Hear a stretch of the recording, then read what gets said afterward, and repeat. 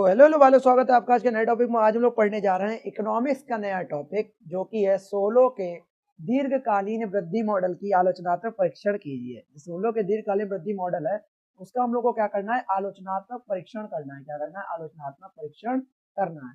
तो भाई शुरू करते हैं।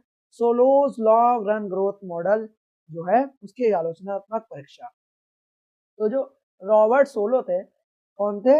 Robert solo. कौन थे? Robert solo. तो रॉबर्ट सोलो थे, उनका क्या था? दीर्घकालीन वृद्धि मॉडल, जिसे क्या कहते थे? सोलो स्वान मॉडल। जिसे क्या कहते थे? सोलो स्वान मॉडल भी कहा जाता है।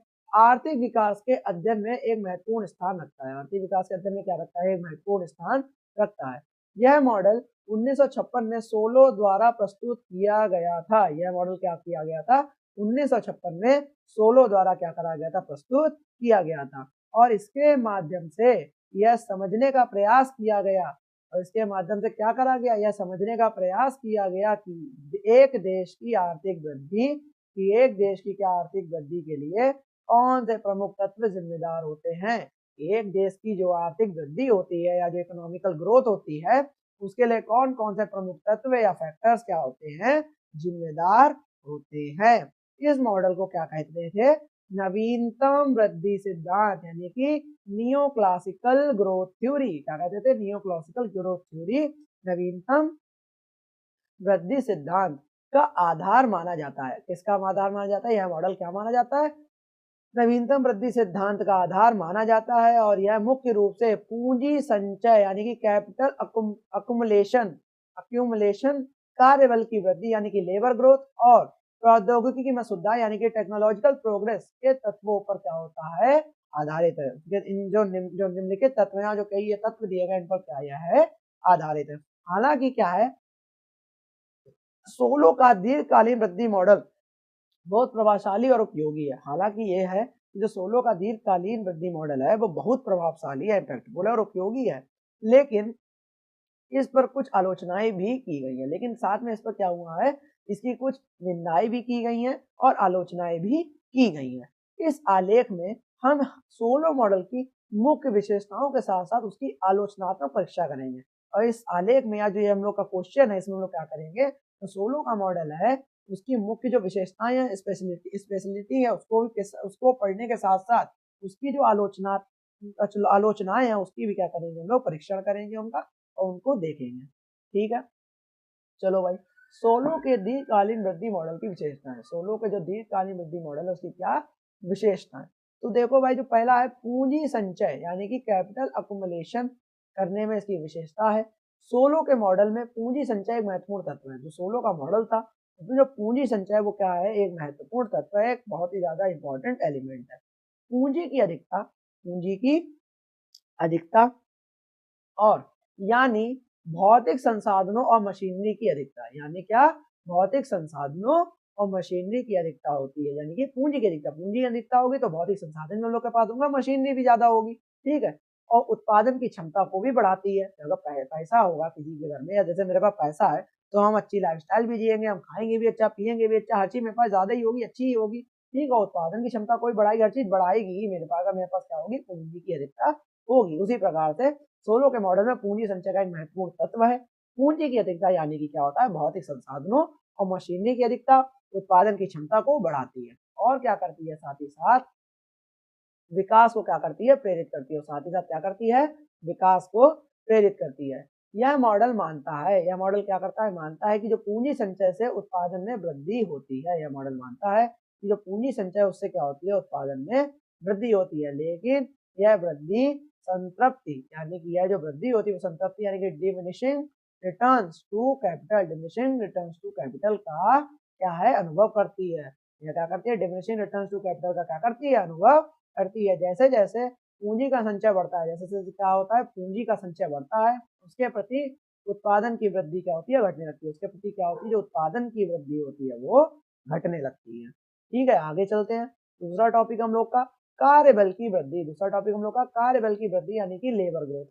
सोलो के मॉडल में यह भी माना गया है, जो सोलो का मॉडल है उसमें यह भी माना गया है कि जो कार्यबल की वृद्धि से उत्पादन की क्षमता बढ़ती है। जो कार्यबल की वृद्धि होती है उससे क्या होती है, उत्पादन की क्षमता बढ़ती है। यदि कार्यबल बढ़ता है, यदि क्या है, कार्यबल बढ़ता है तो अधिक लोग उत्पादन प्रक्रिया में सम्मिलित होते रहेंगे, होते हैं।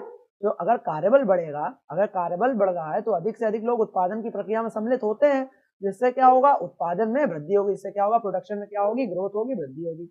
हालांकि कार्यबल की वृद्धि भी स्थिर हो सकती है, हालांकि यह भी हो सकता है जो कार्यबल है उसकी वृद्धि भी स्थिर हो सकती है और इसके कारण दीर्घकालीन वृद्धि दर में कोई विशेष परिवर्तन नहीं होता। और इसके कारण क्या होता है, जो दीर्घकालीन वृद्धि दर है उसमें कोई विशेष या स्पेशल चेंजेस नहीं होते, विशेष परिवर्तन नहीं होता।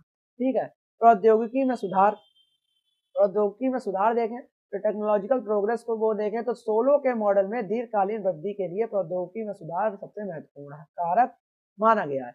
सोलो के मॉडल है उसमें तो दीर्घकालीन वृद्धि के लिए क्या होता है, प्रौद्योगिकी में सुधार सबसे महत्वपूर्ण कारक माना गया है। प्रौद्योगिकी के सुधार से उत्पादकता बढ़ती है, प्रौद्योगिकी सुधार से क्या होती है, उत्पादकता बढ़ती है और इससे निरंतर आर्थिक वृद्धि संभव होती है। इससे क्या होती है, निरंतर आर्थिक वृद्धि संभव होती है। यह मॉडल तकनीकी प्रगति को एक बाहरी तत्व यानी कि एक्सोजिनस मानता है, क्या करता है, एक्सोजिनस मानता है, एक बाहरी तत्व मानता है, यानी इसे मॉडल के अंदर से उत्पन्न नहीं किया जाता, यानी इसे मॉडल के अंदर से उत्पन्न नहीं किया जा सकता, बल्कि यह बाहरी कारकों से क्या होता है, प्रभावित होता है। जबकि क्या होता है, जो बाहरी कारक हैं उनसे क्या होता है, यह प्रभावित होता है। ठीक है, एक्सटर्नल फैक्टर से। आगे देखें तो संतृप्ति यानी कि स्टेडी स्टेट, जो स्टेडी स्टेट होती है संतृप्ति होती है। सोलो के मॉडल का सबसे महत्वपूर्ण निष्कर्ष है कि दीर्घकाल में अर्थव्यवस्था एक स्टेडी स्टेट यानी कि स्थिर स्थिति में की ओर बढ़ती है। ठीक है, कि दीर्घकाल में, लॉन्ग टर्म में इस स्थिति में, इस स्थिर स्थिति यानी कि स्टेडी स्टेट होता है, उसमें क्या होती है, पूंजी की वृद्धि और कार्यबल की वृद्धि एक दूसरे से के साथ क्या होती है, संतुलित हो जाती है। इस स्थिति में क्या होता है, पूंजी की वृद्धि और जो कार्यबल की वृद्धि है वो एक दूसरे के साथ क्या होती है, संतुलित हो जाती है और परिणाम स्वरूप उत्पादन में वृद्धि केवल तकनीकी प्रगति के कारण होती है। और परिणाम स्वरूप क्या होता है, जो उत्पादन में वृद्धि हो रही है वो केवल तकनीकी प्रगति के कारण होती है। इस स्थिति में पूंजी का प्रति व्यक्ति स्तर स्थिर होता है और इस स्थिति में क्या होता है, जो पूंजी का प्रति व्यक्ति स्तर होता है वो स्थिर होता है और आर्थिक वृद्धि केवल तकनीकी प्रगति द्वारा निर्धारित होती है। और जो आर्थिक वृद्धि है वो केवल तकनीकी प्रगति है उसके द्वारा ही क्या होती है, निर्धारित होती है। सोलो के दीर्घकालीन वृद्धि मॉडल की आलोचनाएं करें तो वो क्या कह रहा है, जो सोलो है, सोलो का मॉडल है वो सरल और स्पष्ट है। सोलो का मॉडल क्या है, सरल और स्पष्ट है, लेकिन इसकी कुछ क्या है, सीमाएं और आलोचनाएं भी हैं। मतलब सोलो का जो मॉडल है वो सरल भी है और स्पष्ट भी है, लेकिन इसकी कुछ क्या है, सीमाएं भी हैं और आलोचनाएं भी हैं। इन आलोचनाओं का उद्देश्य यह समझना है, इन आलोचनाओं का जो उद्देश्य है वो यह समझना है कि यह मॉडल वास्तविक दुनिया में कितना सटीक रूप से काम करता है। यह मॉडल क्या है, जो वास्तविक दुनिया है, जो रियलिस्टिक जो वर्ल्ड है उसमें कितने सटीक रूप से काम करता है। ठीक है, आगे देखें, जो प्रौद्योगिकी का बाहरी यानी कि एक्सोजिनस होना, उसका क्या मतलब है, आगे देखते हैं भाई। जो सोलो के मॉडल यानी कि जो सोलो के मॉडल यानी कि सोलो के मॉडल में तकनीकी प्रगति को बाहरी तत्व यानी कि एक्सोजिनस माना गया है, यानी यह मॉडल के भीतर उत्पन्न नहीं होती है, मॉडल के भीतर उत्पन्न नहीं होती है। आलोचना की जाती है कि असल में तकनीकी प्रगति किसी देश या समाज के आंतरिक कारकों जैसे शिक्षा, अनुसंधान और विकास, नीति निर्माण आदि से प्रेरित होती है। आदि से क्या होती है, प्रेरित होती है, ना कि बाहरी कारणों से प्रेरित होती है। आधुनिक वृद्धि सिद्धांतों में तकनीकी प्रगति को आंतरिक यानी कि एंडोजीनस क्या करा गया है, माना गया है। इसका संबंध क्या है, मानव पूंजी यानी नवाचार, निवेश से जोड़ा गया है और सोलो के मॉडल में तकनीकी प्रगति का बाहरी होना विकास की जटिलता को पूरी तरह से नहीं दर्शाता है। जो विकास की जटिलता उसको पूरी तरह से क्या नहीं करता है, दर्शाता नहीं है। आगे जाते हैं, आगे देखें तो आगे कह रहा है कि जो है पूंजी का निहित गिरावट, जो पूंजी का निहित गिरावट है यानी diminishing returns to capital. Solow का मॉडल मानता है, जो सोलो का मॉडल है वो यह मानता है कि जो पूंजी संचय के साथ उत्पादन की वृद्धि दर क्या है, घट जाती है। सोलो का मॉडल यह मानता है कि जो पूंजी संचय है उसके साथ जो उत्पादन की वृद्धि दर होती है वो घटती जाती है, यानी पूंजी में वृद्धि के कारण दीर्घकालिक वृद्धि दर संतृप्ति की ओर बढ़ती है। तो यानी जो पूंजी में वृद्धि के कारण जो है क्या है, जो दीर्घकालिक वृद्धि है उसकी जो दर है वो संतृप्ति की ओर क्या है, बढ़ती है। यह तर्क किया जाता है, यह जो तर्क है वो किया जाता है कि यह निष्कर्ष बहुत हद तक क्या है, यथार्थ से अलग हो सकता है। यथार्थ से क्या हो सकता है, अलग हो सकता है। आधुनिक उत्पादन प्रक्रियाएं और नवाचार यह संकेत देते हैं कि कुछ स्थितियों में पूंजी का संचय लगातार उत्पादकता में वृद्धि कर सकता है। ये क्या देती हैं, संकेत देते हैं कि जो कुछ स्थितियां, कुछ स्टेट ऐसी हैं उसमें जो पूंजी का संचय है वो लगातार उत्पादकता में वृद्धि कर सकता है। जैसे डिजिटल और तकनीकी क्षेत्रों में जहां पूंजी का अधिक संचय नए अवसर पैदा कर सकता है। ठीक है, आगे देखें तो आगे ये कह रहा है कि जो नवीनता यानी कि जो नवीनता है और जो मनुष्य पूंजी का महत्व नकारना। सोलो के मॉडल में क्या होता है, जो मानव पूंजी है यानी कि ह्यूमन कैपिटल है और जो नवीनता है यानी इनोवेशन है की भूमिका पर पर्याप्त ध्यान नहीं दिया गया है।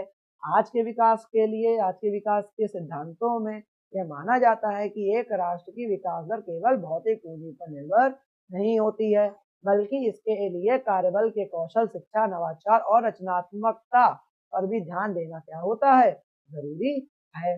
सोलो का मॉडल मानता है कि जो पूंजी के प्रति उत्पादकता में कमी होती है, जबकि विभिन्न उद्योगों के क्षेत्रों में नवाचार के कारण यह संबंध बदल सकते हैं। ठीक है, आगे चलते हैं भाई। सकारात्मक तकनीकी परिवर्तन की स्थिरता पर सवाल। जो सकारात्मक तकनीकी है उसकी जो परिवर्तन की स्थिरता है उस पर क्या होता है, सवाल उठते हैं। कैसे उठते हैं, देखो भाई। सोलो के मॉडल में तकनीकी प्रगति को एक स्थिर और निरंतर प्रक्रिया माना गया है। सोलो का जो मॉडल है उसमें जो तकनीकी प्रगति है उसको एक स्थिर और एक निरंतर चलने वाली प्रक्रिया माना गया है। लेकिन वास्तविकता में तकनीकी परिवर्तन अनिश्चित और प्रवृत्तियों के आधार पर हो सकते हैं। लेकिन जो वास्तविकता है यानी रियलिटी में क्या है, तो तकनीकी परिवर्तन या टेक्नोलॉजिकल चेंजेस हैं उसकी अनिश्चित और प्रवृत्तियों के आधार पर क्या हो सकते हैं चेंजेस। जैसे कि इंटरनेट, कृत्रिम बुद्धिमत्ता और जैव प्रौद्योगिकी में हालिया बदलावों ने यह दिखाया है कि तकनीक की प्रगति तेजी से बदल सकती है और कभी कभी अप्रत्याशित तरीके से होती है। और कभी कभी क्या होता है, जो अप्रत्याशित तरीके से क्या होती है, तकनीकी दिखाई देती है, प्रगति तेजी से बढ़ती है। ठीक है, आंतरिक असमानताओं और संस्थानों की भूमिका। सोलो के मॉडल में संस्थानों जैसे कानूनी, राजनीतिक संरचनाओं कोई स्थान नहीं है जो आर्थिक विकास में महत्वपूर्ण भूमिका निभाते हैं। जो क्या करते हैं, आर्थिक विकास में महत्वपूर्ण भूमिका निभाते हैं। उदाहरण के तौर पर जो संस्थागत गुणवत्ता होती है यानी कि जो इंस्टीट्यूशन होता है, जैसे कानून का शासन, प्रशासनिक सुधार और जो भ्रष्टाचार पर काबू पाना विकास की दर को प्रभावित करते हैं। यह पहलू सोलो के मॉडल में स्पष्ट रूप से गायब है। ये पहलू क्या है, सोलो के मॉडल में स्पष्ट रूप से गायब है। जबकि वास्तविक दुनिया में संस्थागत सुधारों और शासन व्यवस्था के सुधार से विकास की गति तेज हो सकती है। और शासन जो व्यवस्था है उसमें अगर सुधार होगा तो उससे क्या होगी, जो विकास की गति है वो तेज हो सकती है। ठीक है, आगे आते हैं भाई। तो आगे देखेंगे कि जो समाज में असमानताओं पर का ध्यान ना देना, ये क्या आलोचनाएं हैं, हम लोग जो आलोचनाएं पढ़ रहे हैं, समाज में जो असमानताएं हैं उनका ध्यान ना देना। उसमें क्या कहना है, जो सोलो के मॉडल में यह माना गया है, सोलो का जो मॉडल था उसमें यह माना गया था जो सभी लोग समान रूप से आर्थिक वृद्धि का लाभ उठाते हैं। सोलो के जो मॉडल है उसमें यह माना गया था जो सभी लोग हैं या जो एवरी पीपल्स क्या करते हैं उसका लाभ, प्रॉफिट उठा ही रहे हैं। ठीक है, जबकि वास्तविक दुनिया में समाज में असमानताएं होती हैं। जबकि रियलिटी में क्या होता है, जो समाज है, सोसाइटी, उसमें क्या है, अनबैलेंसिंग होती है। ठीक है, अनबैलेंसिंग, असमानताएं होती हैं, सब सेम नहीं होते हैं। कुछ देशों में उच्च आय समूहों और अन्य देशों में निम्न आय समूहों के बीच क्या होती है, भारी समानता होती है। कुछ देश है जहाँ पे उच्च आय समूह हो गए और अन्य देशों में निम्न आय समूह के बीच, मतलब कुछ कम कमा रहे हैं कुछ ज्यादा कमा रहे हैं, उनके बीच क्या असमानताएं होती ही होती हैं। और इन असमानताओं का आर्थिक विकास पर गहरा प्रभाव पड़ता है। जो ये असमानताएं हैं इनका आर्थिक विकास पर क्या पड़ता है, गहरा प्रभाव पड़ता है। सोलो का जो मॉडल है इस पहलू को क्या करता है, नजरअंदाज करता है। लेकिन सोलो का जो मॉडल है तो इस पहलू को क्या करता है, नजरअंदाज करता है। ठीक है, आखिरी में जो निष्कर्ष है यानी कंक्लूजन है वो क्या कह रहा है कि सोलो का जो दीर्घकालीन वृद्धि मॉडल है, सोलो का जो दीर्घकालीन वृद्धि मॉडल है वो आर्थिक विकास की प्रक्रिया को समझने में एक महत्वपूर्ण मील का पत्थर है। तो आर्थिक विकास की प्रक्रिया उसको समझने के लिए क्या है, एक महत्वपूर्ण मील का पत्थर है। यह मॉडल पूंजी संचय, कार्यबल की वृद्धि और प्रौद्योगिकी में सुधार के बीच के संबंधों को स्पष्ट करता है। लेकिन इसके कुछ महत्वपूर्ण पहलू जैसे कि प्रौद्योगिकी का भारी होना और मानव पूंजी की भूमिका का होना और क्या होना, संस्थागत और असामान्य असमानताओं को ध्यान में नहीं रखा गया है। आज के समय में सोलो के मॉडल को आंतरिक वृद्धि सिद्धांत यानी कि एंडोजीनस ग्रोथ थ्योरी जैसे आर्थिक जटिल और बहुआयामी दृष्टिकोणों द्वारा पूरा किया जाता है। तो ये हम लोग का आज का टॉपिक था। सोलो का आर्थिक वृद्धि मॉडल था, जो कि बहुत ज्यादा इजी मेरे हिसाब से था और ज्यादा इतना कोई कठिन टॉपिक में से नहीं था। सोलो के दीर्घकालीन वृद्धि मॉडल की हम लोगों ने क्या कर दी, आलोचनात्मक परीक्षण कर दिया। ये हम लोग का इकोनॉमिक्स का टॉपिक था। इससे पहले भी इकोनॉमिक्स के बहुत टॉपिक्स आ चुके हैं जो कि आपके एलएलबी एलएलबी के लिए काफी ज्यादा इंपॉर्टेंट है। अगर आपको ये वीडियो ना समझ में आए, ये टॉपिक्स आपको ना समझ में आए हो, तो आप 1.x पे लगा के रिपीट करके 3-4 बार इस वीडियो को आप रिपीट करो तो आपको बहुत अच्छे से समझ में आ जाएगा। एक दो बार आप रीड करोगे तो आपको तो बहुत अच्छे से माइंड में उसको होता है स्टिक हो जाएगी ये चीज। ठीक है, और इसकी प्लेलिस्ट बन गई है। इकोनॉमिक्स की सारे लाइन से टॉपिक्स पढ़े हुए हैं, ये भी टॉपिक वहीं ऐड हो जाएगा प्लेलिस्ट में, और आप उसको देख के अपनी प्रिपरेशन शुरू कर सकते हैं। तब तक के लिए जय हिंद, जय भारत।